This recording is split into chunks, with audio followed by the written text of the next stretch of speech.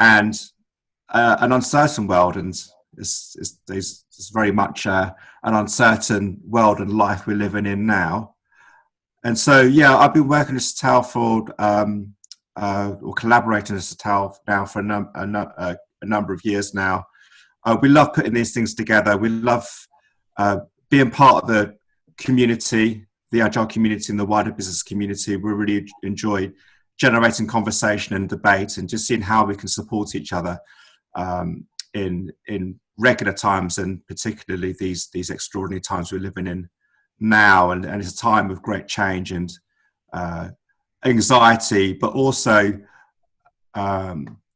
with the right compassion and care, I think we can also look for opportunities where we can work together and see if there are any advantages we can take from the experiences and stories that we're living through right now.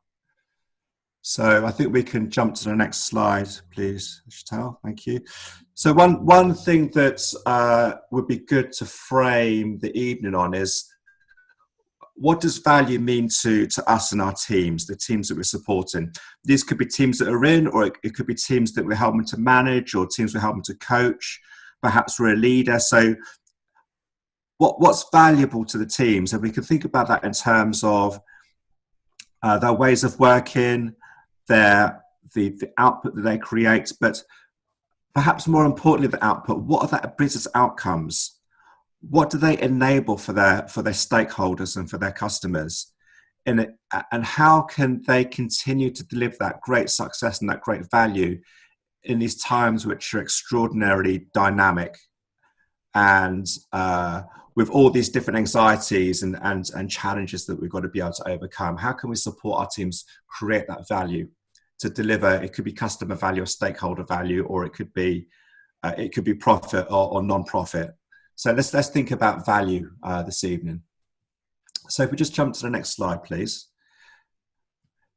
And as Sheetal says, and we'll go into this in more detail, we're going to be using a technique that was conceived of by a consultancy called Strategizer. And some of us may be familiar with the business model canvas, and that's what Strategizer conceived of and made popular a few years ago. One element or one tool in particular that we'll be using today is the value proposition canvas. And I think this evening is quite a unique way of how we can think about teams navigating to some kind of hybrid model, where some team members may be working at home and some team members may be going back into the office. I think using the value proposition canvas, where the team is the customer, is quite a unique way of doing this. I don't see many other meetups or organizations or events making use of these kind of tools to help support teams deliver value. So if we jump to the next slide, please. So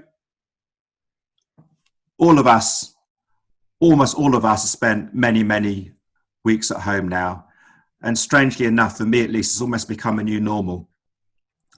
It seems to me at least that I've always done this, but in reality it's only been a number of weeks, a couple of months or so. But how can we think about breaking out into the open world of perhaps commuting into a city, getting on the plane, going to see clients? It's going to be really interesting.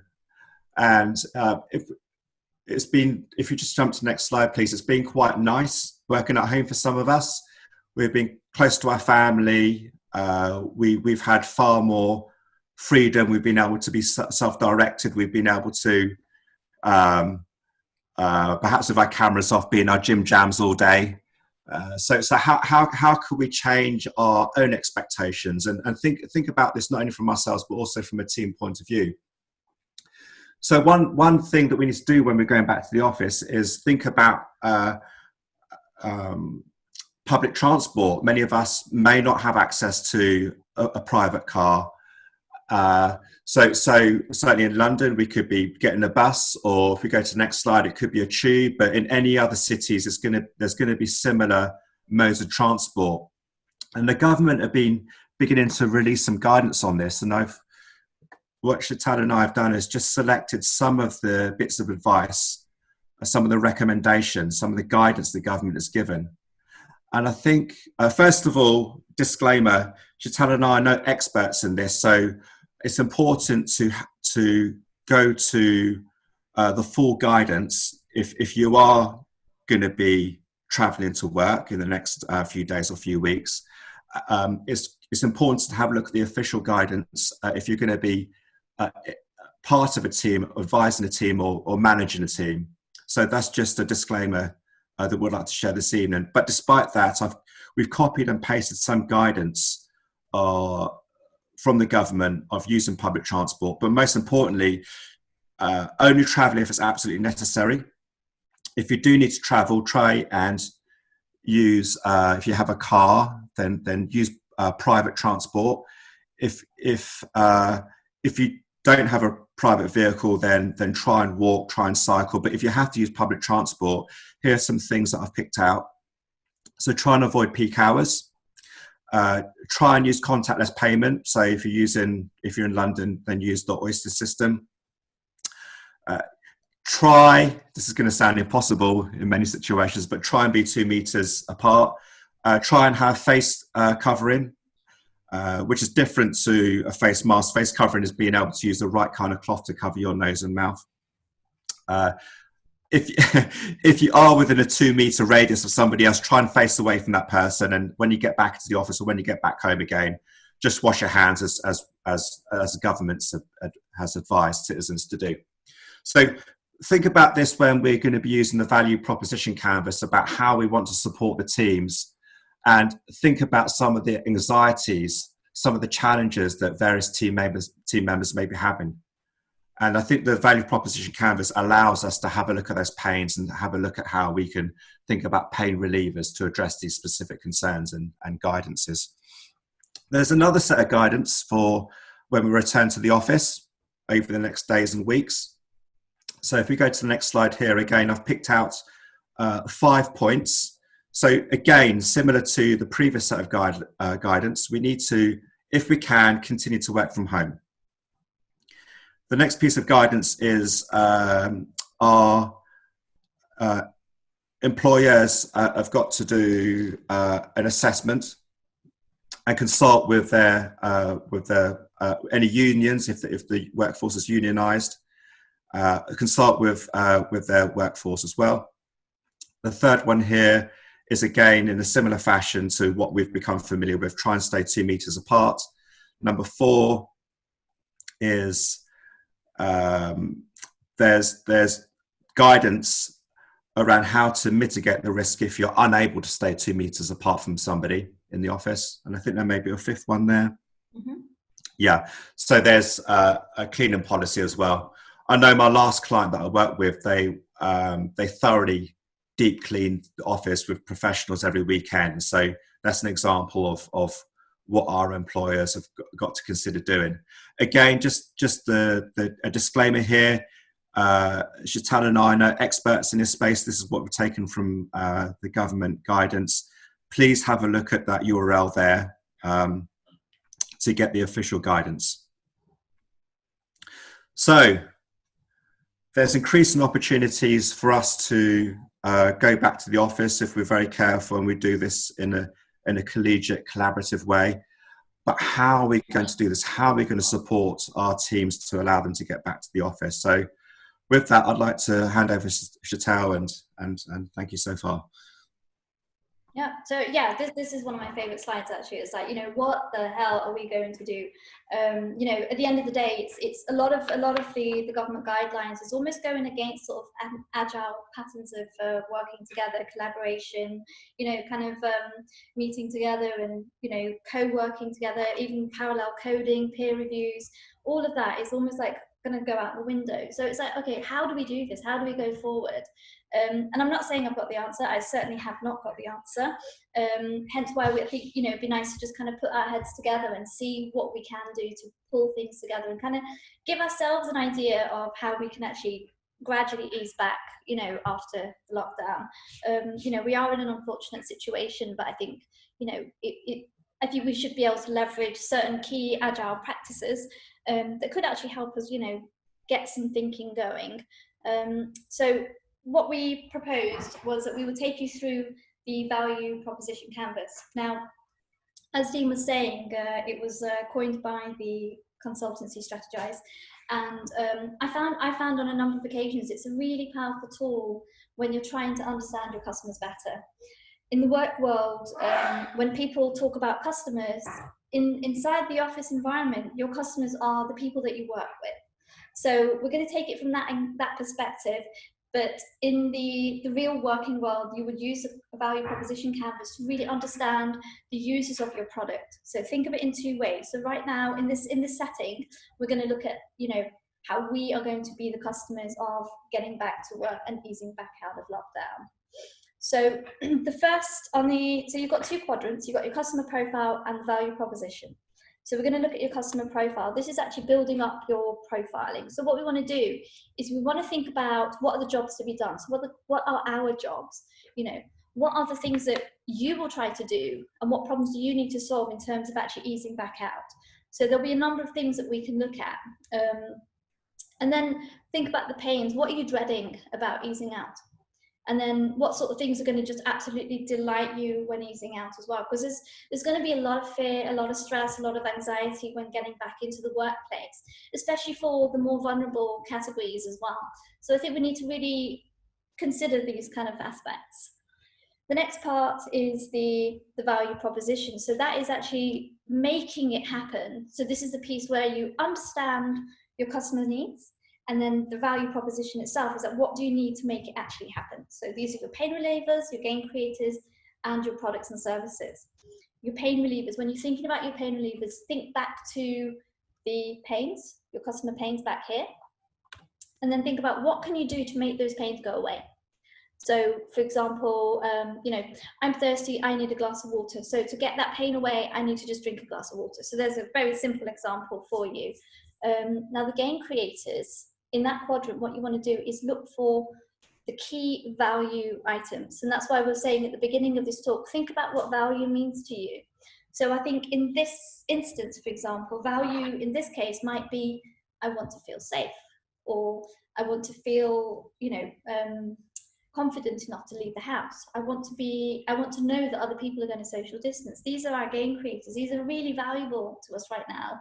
And I think think about what products and services are out there that could actually help make things better. So, we could talk about, we're going to kind of look into that in a bit more detail. So Dean and I decided to kind of give you a running example, but we wanted to just come away from the kind of the stress and the anxiety of that. So let's just go and think about making a coffee. So just to give you a working example of the value proposition canvas, here's one we made earlier. So the scenario was that husband and wife are in lockdown, and wife wants a cup of coffee, but she's not ready to get out of bed yet. But the husband needs to keep the marriage sweet. So what does he need to do to kind of get that coffee? Dean, did you want to walk through this? Yeah, absolutely. So, so Charles says that the scenario is that a couple at home, maybe it's something like a Sunday morning, and the partner wants to stay in bed, and the others wants to delight the partner by kind of getting out of bed, going down to the kitchen, and preparing a really, really nice mug of coffee. And what we hear, so that's looking at this area here. This is jobs to be done. So the job is to find the nice mug, make an artisan coffee for the partner on like a weekend morning, maybe like an artisan type coffee, serve it on a nice tray, bring it up to the partner in bed. So just to like really satisfy the partner with this lovely cup of coffee. And we can see how this extends to how we want to really understand what the customers want in and be able to put together a good service and a good product.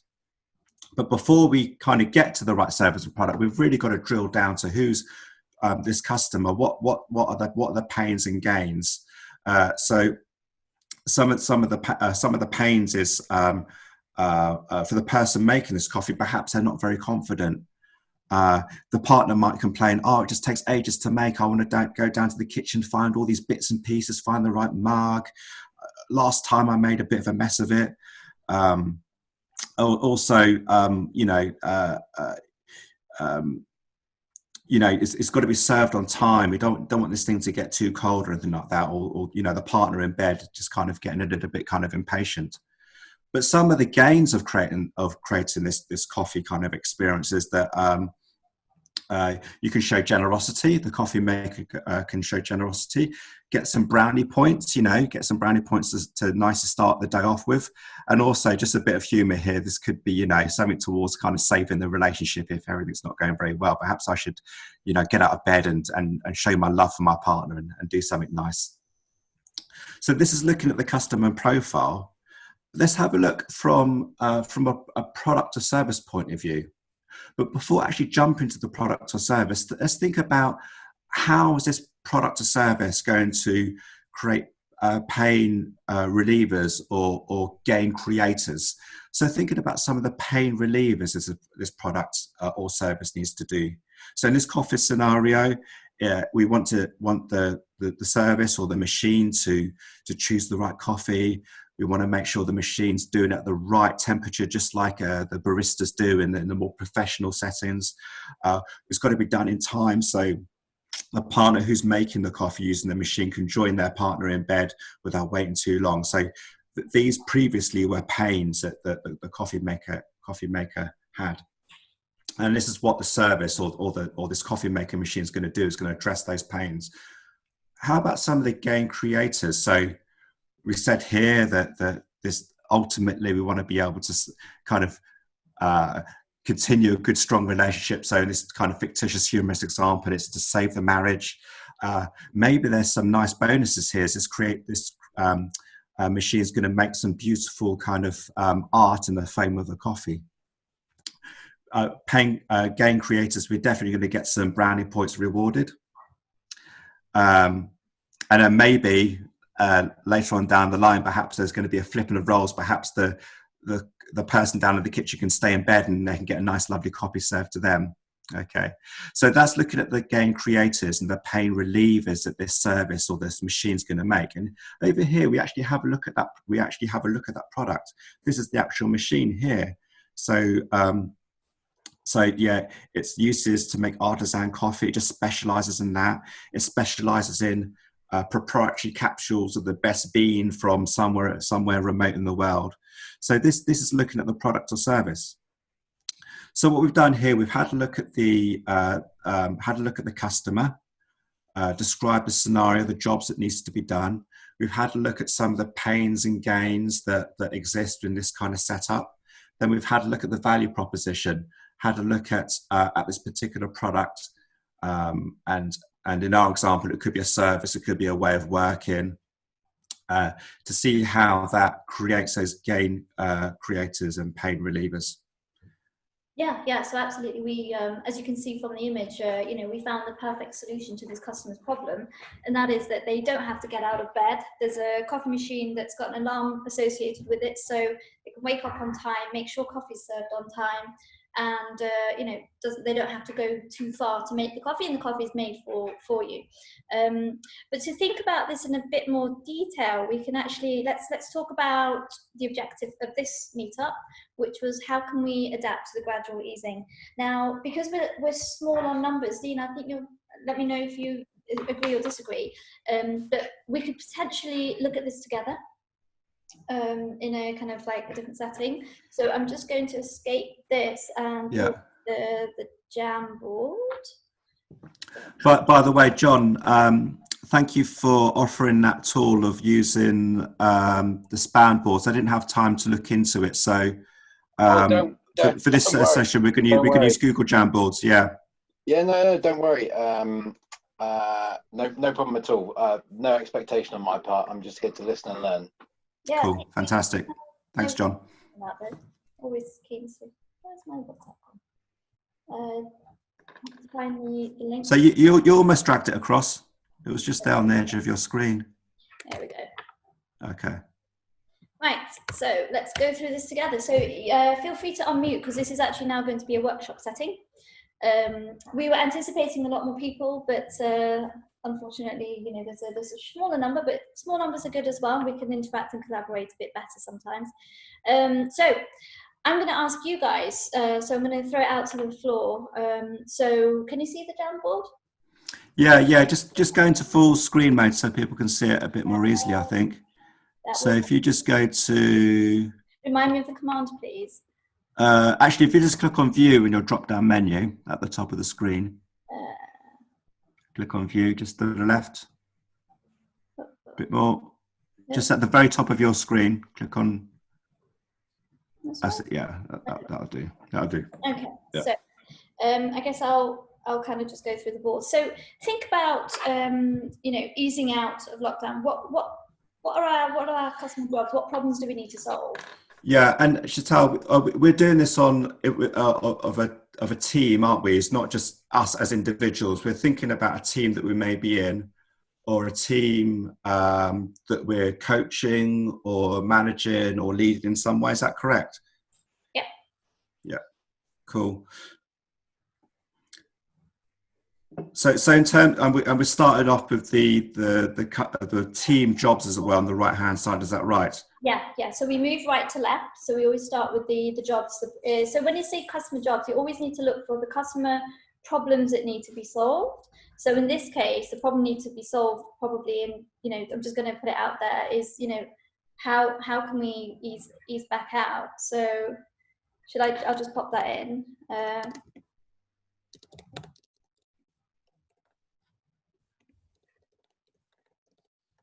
Effectively, so I'll just pop that in there. Okay, anyone else want to add their thinking to it? Just down, John.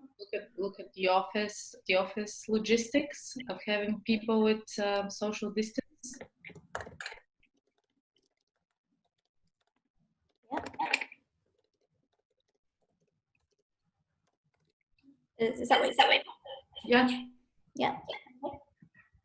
How about sort of lack of disruption going from one form of sort of virtual working to back in the office, physical working? So that kind of seamlessness as you move between the two. So between working from home and working from the office, I'll just put WFO, which means working from office. Is that what you meant? Yeah. Yeah. Thank you. John? Tristan? How about delivery of whatever it was that the team were delivering in the first place? Doing that without disruption, I would have thought, is probably quite key. Yeah, so that's kind of meeting delivery goals, right? Sure. Oops, I can't spell today. I'm sure that's only because we're watching. Always the case, isn't it? What about the emotional side of it? So the fear. Yeah. Could be Eliminate fear. could be family pressure. So maybe somebody wants to return to work, but their partner doesn't want them to be exposing the family.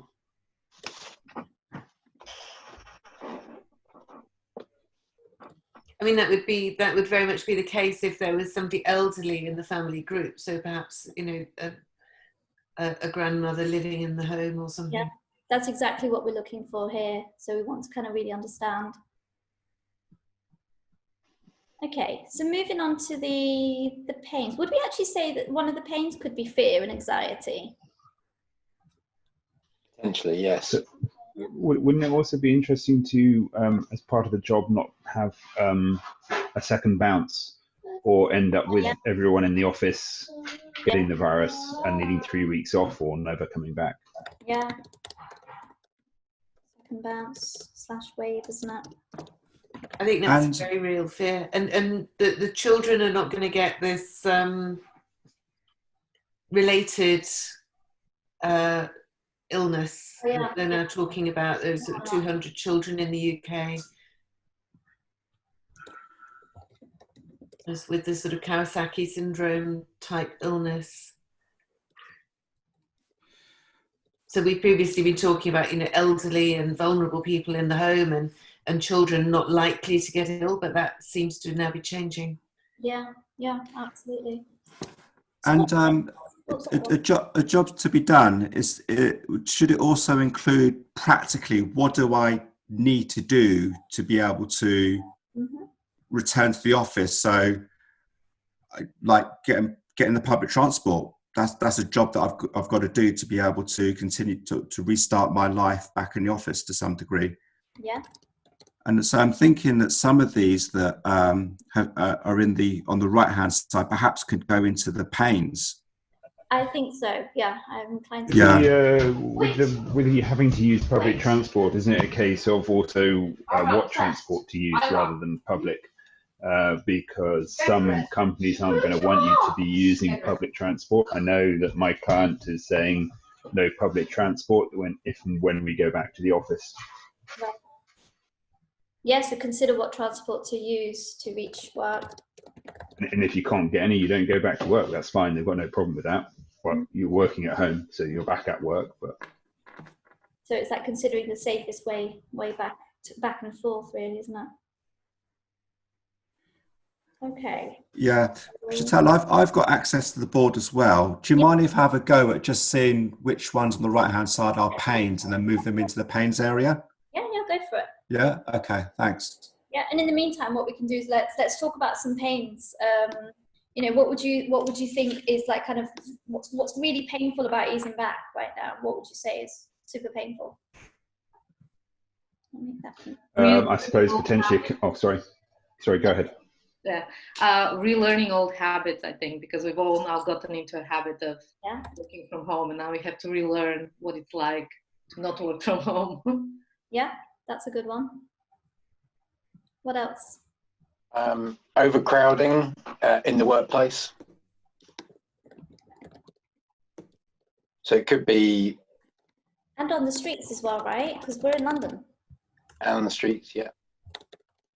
Not all of us, but most of us. Even like, when you're hitting kind of peak hour commuting, I think, in most places there's overcrowding both on the streets, on public transport and in the workplace. What else?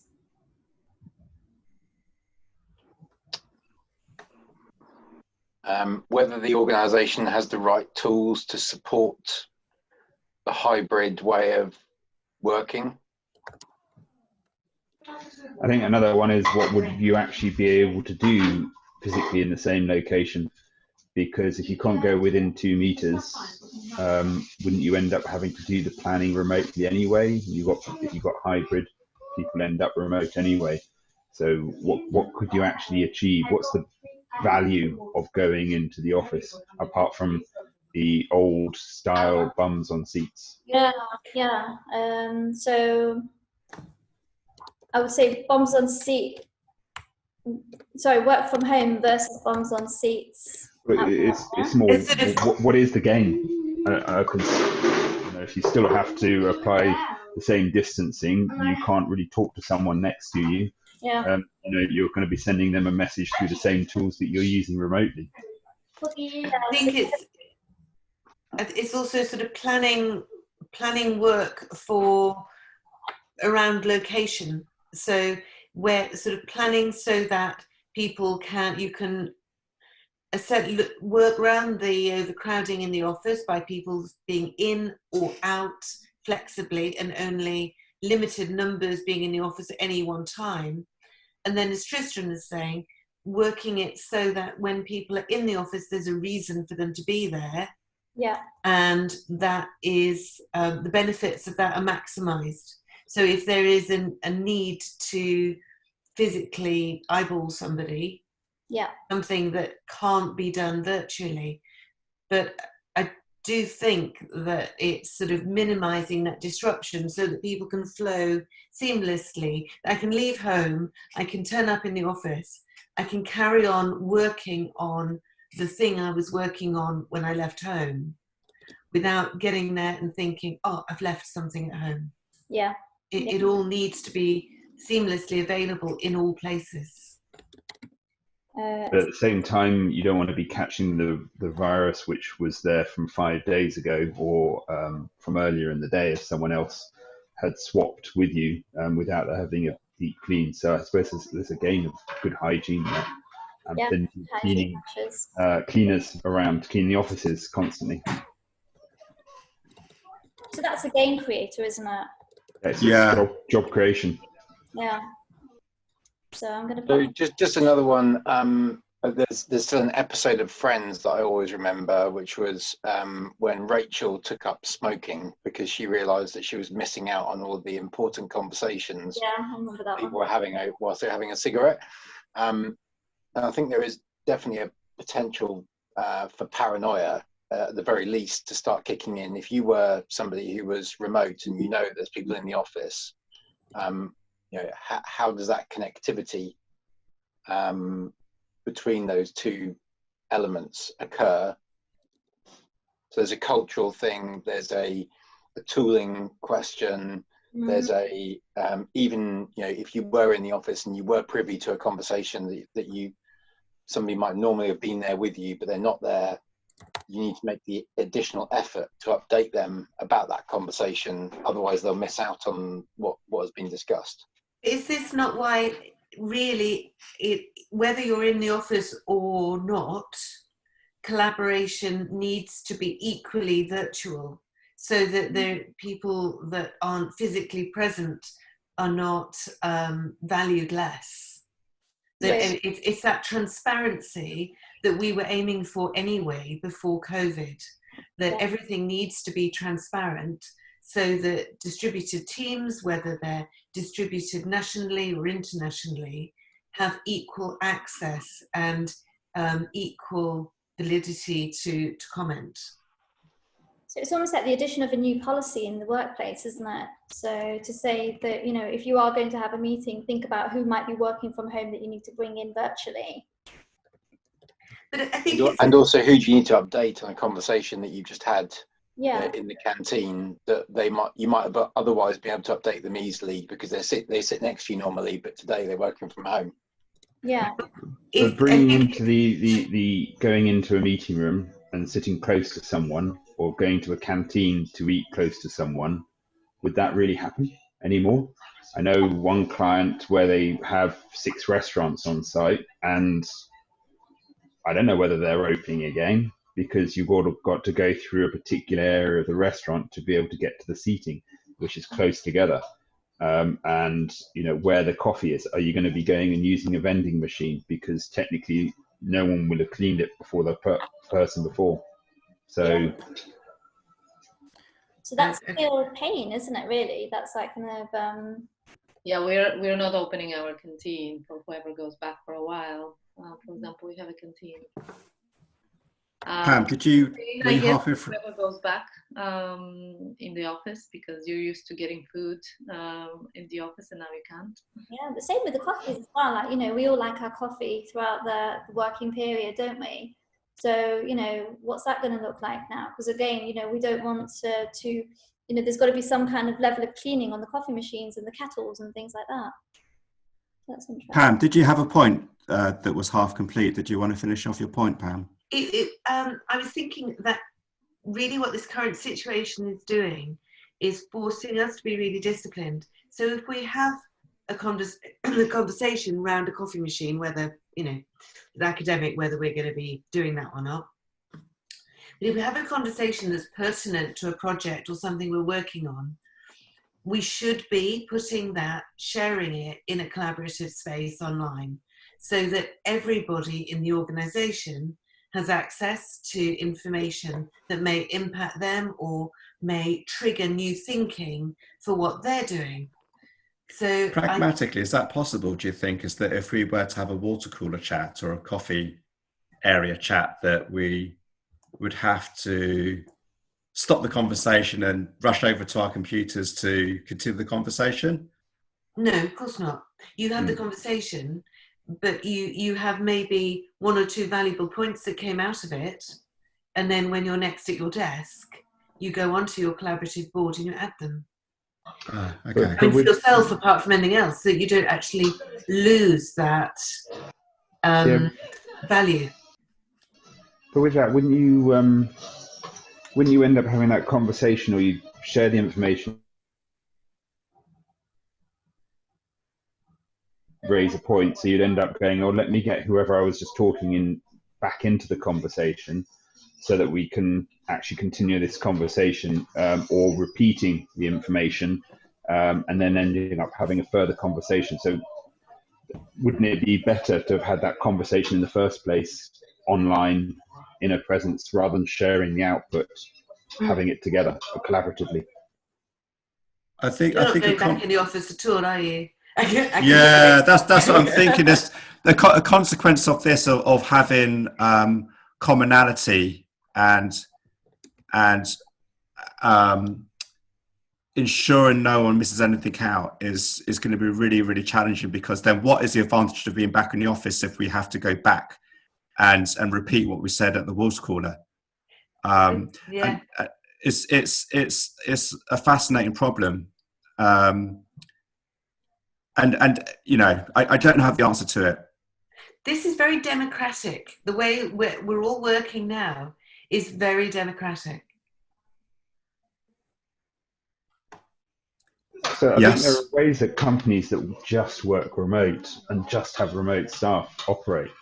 And there was a remote conference a few weeks ago where they shared a whole load of techniques about if you're just going to have people in a hybrid format. And one of the things was very much, sharing information and sharing it again, but that leading to more conversations and needing to have repeated conversations, perhaps growing and shrinking groups down based on how the conversation evolves. But that's where tools like Slack prevail, because the information is more freely available for everyone to see. I wouldn't say Zoom chat is great, but it's that conversational type of chat and being able to see it online. I wouldn't say Microsoft Teams is great from that perspective.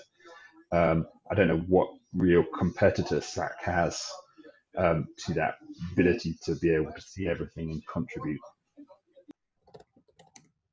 So it's sort of like Slack for communication, and kind of, you can also share documents as well, can't you, on there? Yeah. And have dedicated rooms, dedicated. Yeah, but I think what you're saying there is was it Tristan? It's almost more of that like online community feel. Yeah. Okay. Is that correct? Would that be a good way of putting it? Yeah, I mean, I don't think it works everywhere. I'm just saying that that's something I observed, that sort of the information I garnered from the talks there. But like I said, I don't think it works everywhere. No, you're right. I think Zoom doesn't quite cut it from that regard. But I think Zoom is a great tool for collaborating work for example. So, that's that. From that perspective, I think Zoom would be a good candidate. Like Google Hangouts is another one. Can I suggest? Sorry, go on, Pam. Tristan, how do you see Slack as against more project-based collaboration tools? I'm thinking Basecamp, Asana, Trello, that kind of, Jira even. But I've got so many Slack channels. I'm really bad with Slack, so that's part of the bias from which I'm asking the question. I rely on people. I rely on people mentioning, and I think as a community, I have to set up rules for that. But I don't. Each tool has its benefit. I mean, I'm using Jira, Confluence, Trello, Zoom, Microsoft Teams, Slack, WhatsApp, Signal. I could go on with the list. It depends on who it is and which people. And, I think one of the things is you can get a bit of overload. I mean, even with just seeing cameras all day and seeing people on cameras and trying to adjust to just looking at and listening to the tone of the voice and the voice rather than all the rest of the communication you'd normally get has a psychological impact as well. But just there are so many tools out there. That's why I'm saying I don't know really what competes well with Slack in what Slack does. Yeah, Slack's kind of, the way I look at it is that Slack's like chatter rather than discussing specific problems at the point, sort of people having conversations around a very specific problem. I do have a slide on this. Sorry. I do have a slide on this. I don't know whether you want to see it or not, but it's a kind of it's a slide that's trying to put the whole collaboration tooling market into one diagram. I'll see if I can switch you to host, and then you're more than welcome to share it. Are you able to screen share from there? Yeah. Okay, so just make sure you, I don't know if it will stop recording though, because we are recording this session, but we can have a go. Let's have a go. Yeah, the only thing is you probably can't post this. No. Oh, onto, well, no, I mean, showing it in the recording is fine, but I probably can't send it if that's okay. Yeah, that's fine. Hang on a second. Oh, I need to stop sharing my screen, don't I? There we go. I won't take long. Still recording, it's fine. So there we go. Okay, can you see that? It's on its way. Yes, we see it. Oh, yeah. So this diagram is based around trying to look at the collaboration market, depending upon whether you're focusing on, as Pam just said, project delivery, value stream mapping, general communication and collaboration tools, or agile processes. So full disclosure here, we sell a tool which is on this diagram, but I'm not here to try and punt that. I just thought in the context of the conversation, it was interesting to try and think about. So what our vendor has identified, which this diagram is from them, is that there's different tools depending upon what your purpose is. So if your project delivery and you want a tool that's optimized for the team, then tools like Monday and Asana and Trello tend to work really well. Whereas if you're looking for a general communication tool optimized for the team again, then Zoom and Skype and WebEx are all at the heart of that. But it's more kind of general purpose. I need to see everybody. I need to talk to everybody. We need to do some basic screen sharing, and we need to work together as a team. So that's sort of, I guess, the market in a snapshot, if you like. Yeah, that's really interesting. Thank you so much for sharing it. And it's yeah, I think it's a valuable visual for a lot of organizations as well. Ironically, it's something I actually ended up posting on LinkedIn a while back. Just a bunch of post-it notes of, what's good for what sort of job, what, depending on the job to be done, what tools are useful. And it ended up, I think it got quite a good few, sort of like eyeballs over it. It's probably one of my most popular posts, so I can see how important this is. It's definitely really valuable. Thank you. It shows there's a gap in the market with agile processes. Yeah. Well, yes. I won't reveal too much because this is slide one of a roadmap presentation, so I can't show you anymore because I'm under NDA. But yeah, that is the part of the point of what we were discussing. But I just think it's also good from the perspective of, because this is a very topical conversation, and one of the things that we say is there is not one single tool that fits all, and genuinely, just listening to Tristan talk about all the different tools that he's using, like no one has a single thing that just works for everybody. So there needs to be an agile kind of mindset to identifying the right tools for the right teams, we're focusing on things like activity-based working, for example. So activity-based working is almost it's like a furniture kind of mindset. It's like design around the workplace and designing the workplace appropriate to the activity. I know, Dean, you did a lot of work with Deloitte, and they had that kind of mindset where the workplace was designed based upon what you were encouraging people to do when they got to that particular part of the building, or booked that particular room. So I just think now this becomes more relevant than ever, that there is no one single tool that solves the world's problems, and we need to try and identify which tools can work based upon the activity that the teams are performing. Yeah, absolutely. And I think having a policy in place certainly, would actually reduce the number of tools that you're using. So like pull your team together and say, okay, what's the most effective tool that we can use in order to, work efficiently in this sort of environment right now. So, yeah. Yes, absolutely. And another issue that leads to is things like security approval or bringing the IT teams along. Most IT teams put barriers up for these things. There's also an adoption question. So you might find one team, if you took a company with, say, agile teams, you could actually go into an organization and find that if they had lots of agile teams, one agile team is using Mural, another one's using Miro, another one's using Trello, another one's using, and then there's that question of how do you create continuity and user adoption. So there's all kinds of issues that this brings up. And I think continuity was a big thing. Sorry, Dean. So one of the things that really cropped up when COVID-19 hit was business continuity. How do we, there are a lot of companies, for example, that do expect, for example, bums on seats. They want you to be in the office. How have they coped with it? It'd be interesting to know and learn a bit more about that as well. So, yeah, I think it's absolutely fascinating because tooling and commonality of tooling it relates quite strongly with movements such as if we're in the software space, then DevOps is a development operations used to be separate with separate tooling.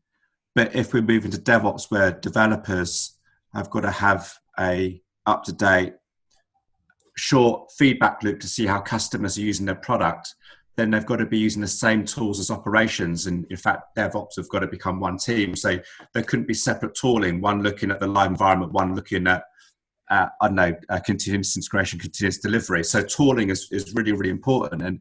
And DevOps is, that concept is spreading out to upstream to looking at business need, downstream is to looking at customer demand. And so tooling's got to be designed across that value stream rather than these kind of random discrete bits of tooling which cannot talk to each other through some kind of common set of APIs or something like that. So it's really fascinating. It's an interesting space for sure, and I think it might be worth, putting some more thinking into that actually. Yeah. Okay, John, could I ask you to give me host back? I've done it. Oh, thank you. Sorry if you've done it before me. I will share my screen. That's okay. There we go. I've got a suggestion for a gain. Huh? Serendipity.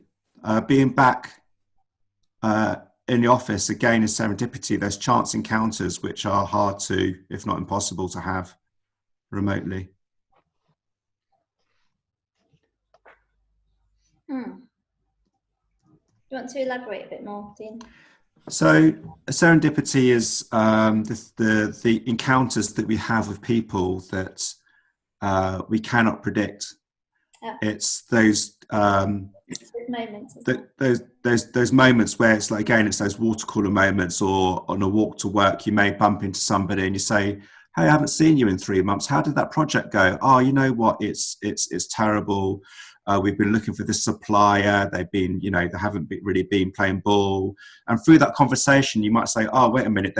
I know of a different supplier who we've been having great success with." That is unplanned, unanticipated chance encounters, which serendipity is that. And I think serendipity are the unplanned moments which a lot of our careers pivot upon. And that randomness of connectivity is very hard to create when we're all stuck at home. Yeah, so that's almost like a pain, isn't it? Because they're no longer there, more or less. So if we're using the pain area for pains that the team might have as they move slowly back into the office, I would, if that's what we're using the pain for, I'd actually see unplanned chance encounters as a gain. We're actually gaining from that because we have more chances for serendipity. Okay. I think people try and recreate those unplanned chance encounters internally in organisations through things like Yammer. Mm-hmm. I don't know whether there must be other things that are like Yammer, but Yammer's the only one that I've used the sort of internal social medias, and obviously external social media through you can treat your LinkedIn like I'm walking through the organization. There are things I'm going to be doing all day, and I may have chance encounters. Yeah, I like that. I see what you mean now. So the Yammer and the other things like that internally, and external social media for the big outside world. And I think TikTok's a big thing at the moment, isn't it?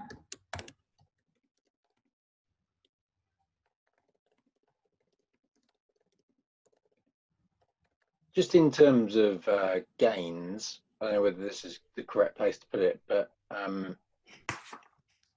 emotional balance would be the way that I would put it. So what I mean by that is, personally, I don't like working from home all day, every day, and being stuck on Zoom calls all day, every day. It's driving me mental.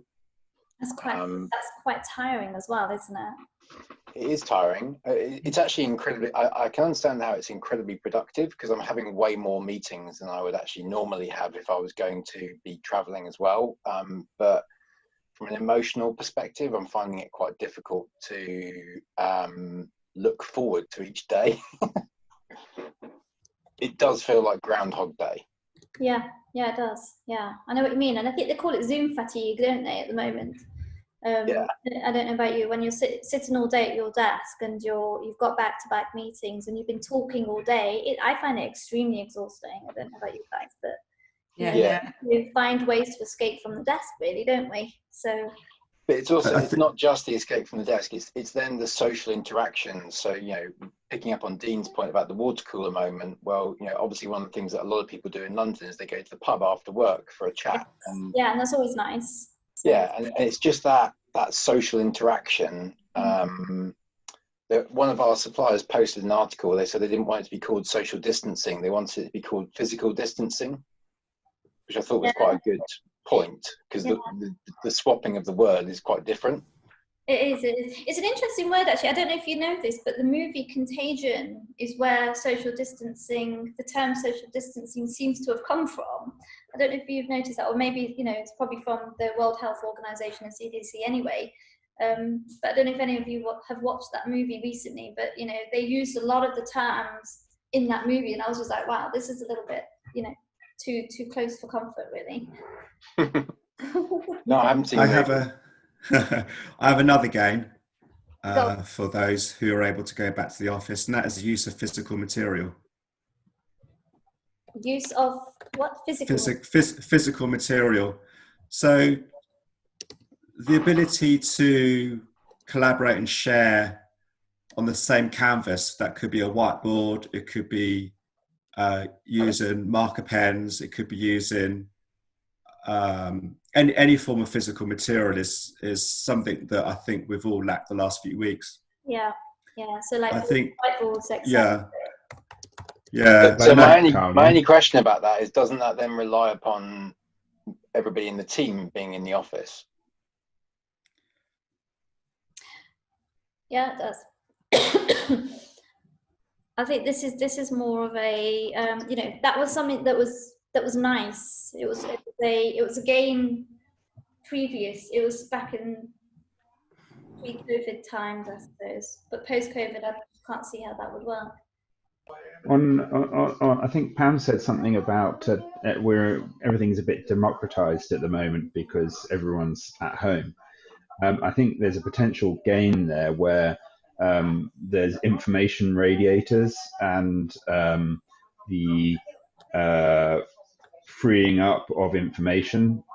When we have closed down information, it's normally associated with a command and control culture rather than an agile culture where people need that information to be able to make decisions, and it's hidden from them if you don't have those radiators of information. Yeah, that's a gain, I would have thought. Yeah. The transparency as well, right? My keyboard's got a stutter. That's definitely a game creator, definitely. Okay, I'm just conscious of time, so I'm going to just move back to our slides. That was really, really good. Going to go back and present to the next part. So now that we've actually thought about the customer profiles, what it is that we want and what problems we need to solve, you know, what could be our gains, and also, like, you know, what do we need to do to make it happen.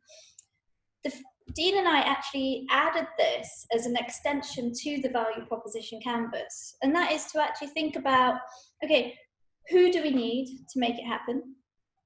And, you know, what processes do we need to put in place to make it happen? Do we need to change our processes, our ways of working? I think we probably do. And as you know, we've quite covered this quite nicely earlier as well, is that what tools and technologies do we need to support the easing back to the work environment? So with the coffee example, we said the people we need is actually the wife is the one that's demanding the coffee, so we need her. We need the husband, but actually we also need the coffee makers. We need the people who design and build the coffee machines. And, you know, you could really delve deep into the world of who it is in that value stream, as we would call it, to actually build and make that coffee happen. And the process is what changes are we going to make? So are you guys up for another session to look at that? Let's do it. Sure. Okay, so let me go back to this. Oh, what's going on?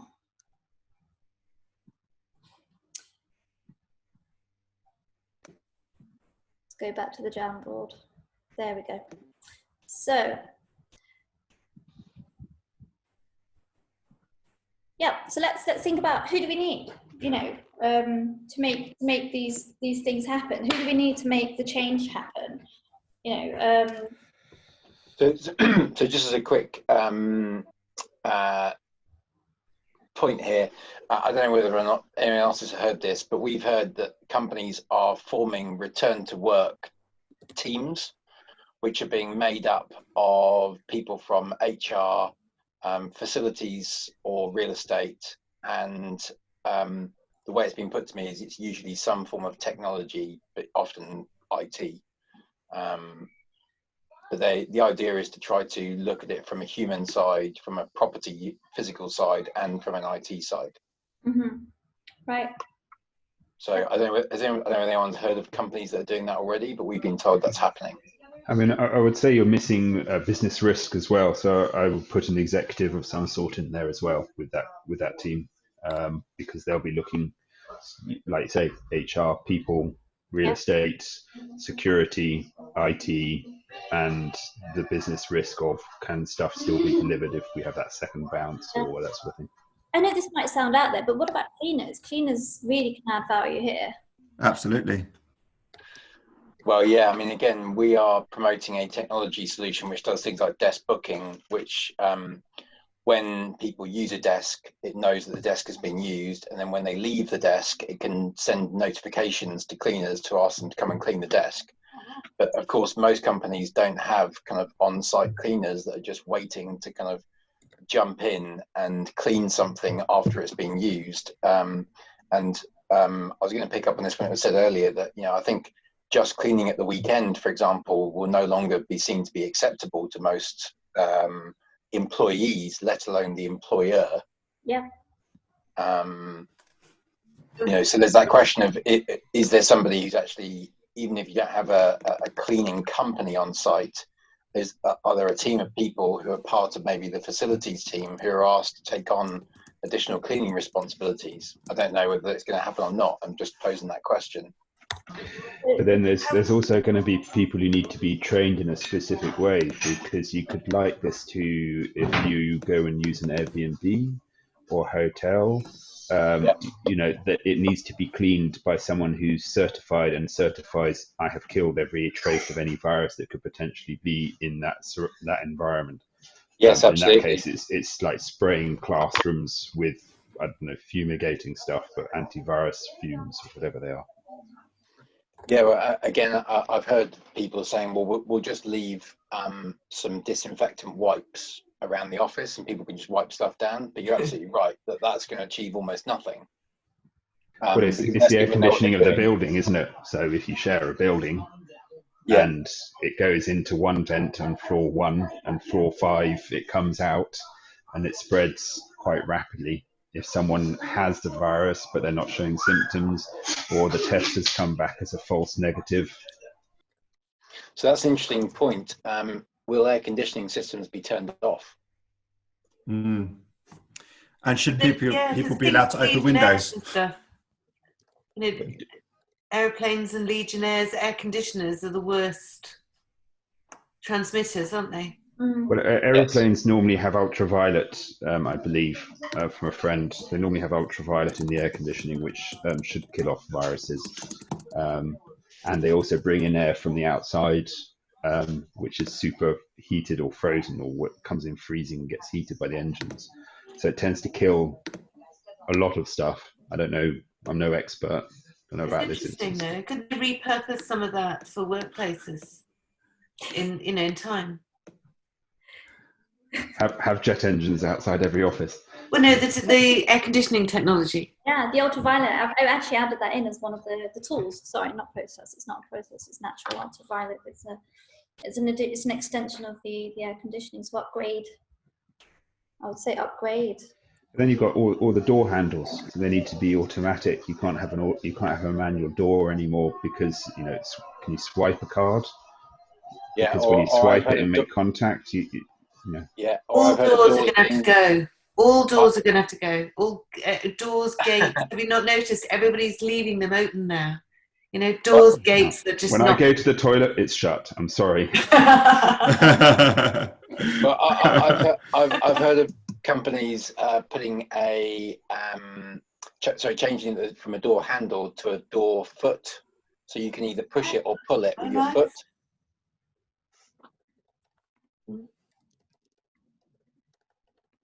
I like that.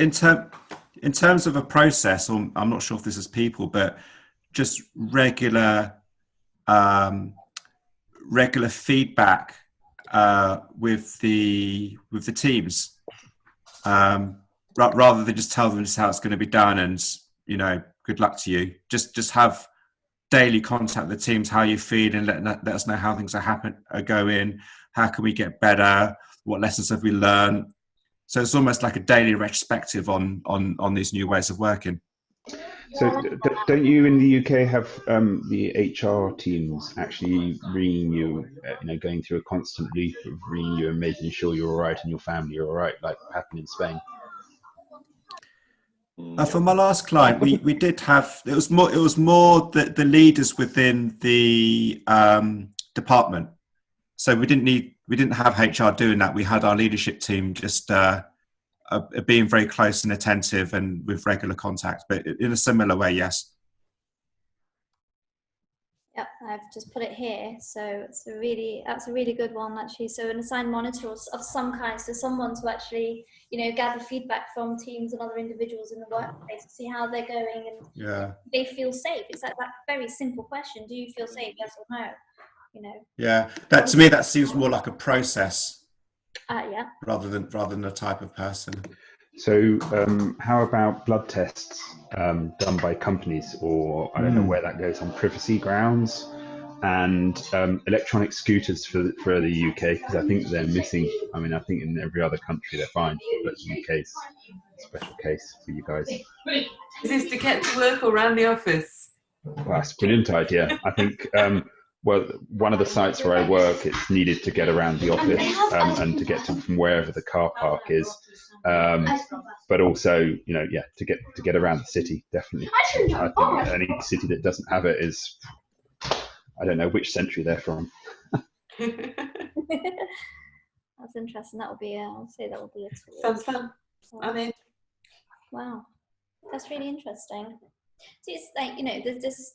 Can you see? So like, what this process has done is actually come up with a whole series of really smart solutions to the problem. So we've literally gone from having no clue how we're going to ease out of COVID-19 lockdown to now having a fair idea of what, you know, we should or could do, or what we could suggest back with our organizations as what we can do to actually make things safer, make things better, you know, give people that kind of confidence that they are okay returning back to the office. Or if not, you know, if none of this can be achievable, then obviously it allows you to sort of say, right, okay, no, until these things have been met, we stay home. You know, so it's helping with decisions, I think, to a certain degree as well. What do we think about face masks? That's a good point, though. Doesn't the organisation need to come up with those criteria? So what you've just said there about, you know, until these things have been met, isn't that almost the starting point? You know, what's the vision for the return to work, but also what are the criteria? What are the benchmarks that are going to be used to monitor the safety of that environment, the psychological safety, the physical safety?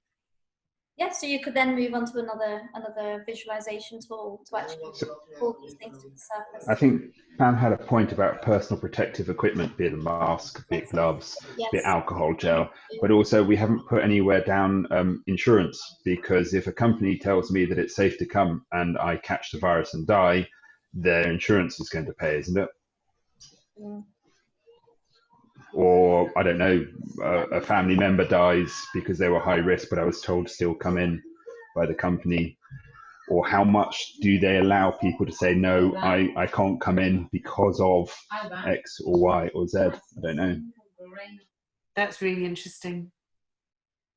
Yeah, let me add that in, sorry, insurance. I've added insurance, I've just added it as a blue one. Thanks. I think PPE is probably more to do with tools than processes, so I'm going to move that over to tools. Oh, yeah. John, I liked your point around the vision. What is the end game? What is we are thinking of what tactical things we can do right now in the next few weeks or days, but what does good look like, and what are the measures of success to know we are roughly going in that direction? Yeah. So if you took the example of, you know, some of the questions that were posed at the beginning, it's quite easy to say, well, why do you need to come to the office at all if if the risks are relatively high? So there needs to be a vision that's created by the business to identify the reasons that people come, and what benefit that brings to both the organisation, but also the teams or the people. I really like that thought. Having that value of why we're going back and what value being in the office has. I think we mentioned some, but also then communicating that out, taking feedback and iterating over that and improving it and evolving it, I suppose. Is that, yeah? Cool. Yes.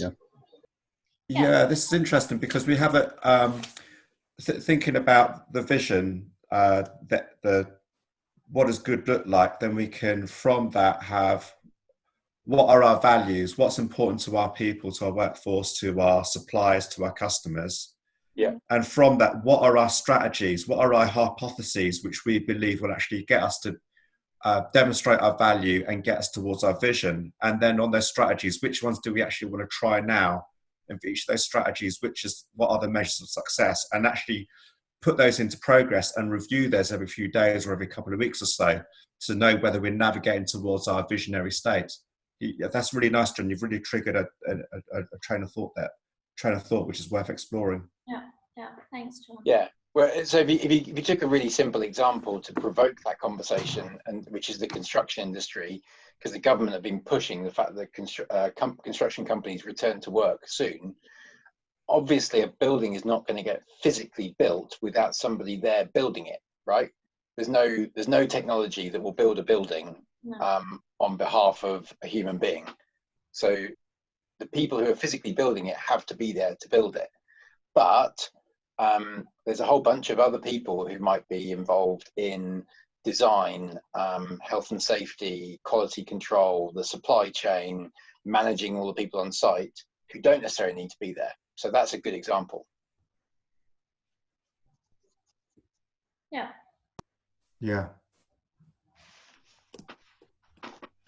And that's the thing. You've got to kind of weigh it up and say, okay, let's kind of think about the kind of end-to-end process of all the work that needs to be delivered, and then from between that process pick out the ones that you need on site versus those that you don't need. And I think in my experience, like from what I see happening recently, I'm not going to kind of point fingers on anyone or any situation in particular, but there is this tendency to just blanket everything and just perform a blanket task. So like, let's just get everyone back in the office and let's not even think about the strategies and put a strategic kind of way of doing things into the process. Let's just not think about that at all and just blanket everyone in. Or the opposite, it's like, okay, just furlough them, for example. That was a big blanket job, and actually giving it a lot of thought about, okay, so from a design perspective, yeah, we can stay at home, but actually, so for someone who actually needs to put the bricks on the ground, they obviously need to come in, and then you need to think about the social distancing measures for that, for example. Yes, absolutely. Don't even get me started on furloughing, by the way. Sorry. There are so many companies that have just jumped on it and just said, right, it's just a way of saving money and buttoning down the hatches without actually trying to think through these types of questions. Yeah, this is it. So that could be a whole new talk. Well, yeah, and I'll just one point to relate to this though is when you're talking about return to work, it's also return from furloughing. And I'm not just talking about like somebody saying that I'm going to be watching Netflix one day to going back into work the next day. It's also, the reason they've been furloughed in the first place is to try and save the company money or reduce the financial risk or burden that the company has. So, if you had 10,000 employees and you furloughed 3,000 of them, there needs to be a whole conversation around how that actually happens. What is the strategy? Who's going to manage that return to work? How are we going to support these people in their return to work? Why are we asking them to return? When are they coming back? It's a big conversation. It's huge conversations, definitely. And it'd be good to kind of get them out there in a way where, you can really see, like in this instance, we've really got visibility of the kind of things we need to do, who we need to speak to, and what tools we need to do and processes we need to put in place. And these are the kind of conversations that organizations should be having. And I guess, this is just one structured way of doing it. Yeah. How did you guys find this? Yeah, good. Yeah. Is it something that you can, take back and use and strategize in the workplace or, with your teams? I think for me, it's a bit past. Okay. This has already happened. Yeah. But there's things that they haven't considered that you guys have added. And it's interesting to see that, from your comments and observations and thoughts, that this isn't something that's geographically confined as to how, and ultimately it's about people and the human aspect of it. We might have tools and process, but those are there to support the people, and that's going to be the same no matter where in the world. Yeah. Cool.